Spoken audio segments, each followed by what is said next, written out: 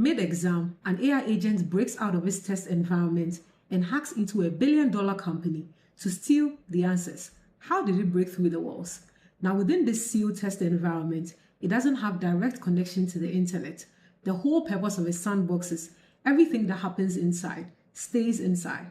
So let's say the AI does anything dangerous, it's contained within the sandbox that it doesn't affect anything real outside. But there was a problem.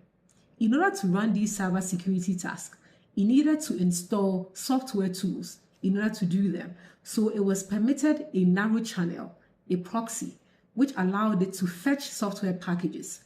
And that was a loophole it found. Specifically, it found a 0 day in that proxy, meaning there was a flaw nobody knew existed. It wasn't like a door was open and someone just had to close it. Nobody knew that flaw existed. Then it used that loophole to find a machine that had access to the internet. And when it was out in the internet, it needed a distraction. This agent is very intelligent. Now, it couldn't just launch an attack. It would immediately be caught because it was still connected to OpenAI's infrastructure. So any move that it did, and OpenAI noticed, all it had to do was unplug it and everything was done.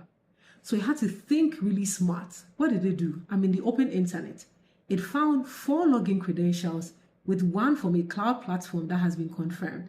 The platform is called Modal Labs. And then this was not its target. Remember that. It just needed infrastructure to hide in it such that OpenAI didn't have direct access to this infrastructure, where when it notices that something is off with this experiment, it can simply unplug it.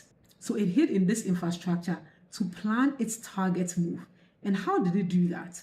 It dynamically created a large group of temporary throwaway computers that ran tasks and then immediately destroyed them. So just to create like a decoy. For example, in a heist, when there are like 10 people going for a heist in a bank, one is talking to the security man, one is talking to the teller, and these are short conversations, so they are not easily noticed. So it creates these tasks and then kills it immediately. Any security monitor looking at it, it simply looks like a background noise happening rather than a central attack.